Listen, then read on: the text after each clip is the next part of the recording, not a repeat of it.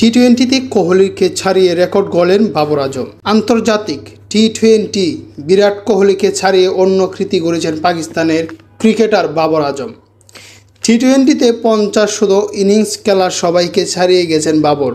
সংক্ষিপ্ত এই ফরম্যাটে এই ক্রিকেটে 39 বার 50 রানিং ইনিংস খেলেছেন পাকিস্তানের এই ক্রিকেটার। আয়ারল্যান্ডের বিপক্ষে সিরিজের তৃতীয় এবং শেষ টি-20 ম্যাচে এই রেকর্ড গড়েন বাবর আজম। এই ম্যাচে 42 বলে 75 রানের অনবদ্য এক ইনিংস খেলেন তিনি।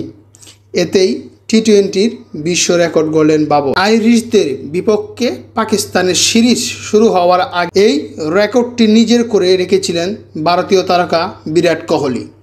সিরিজের প্রথম ম্যাচের 50 হাঁকিয়ে কোহলির রেকর্ড সমান বাবর। দ্বিতীয় রান না পেলেও তৃতীয় ম্যাচে এসেই কোহলিকে পিছনে ফেলে দিলেন পাকিস্তানের এই ক্রিকেটার। আন্তর্জাতিক টি-20তে বাবরের 50 আছে 36টি।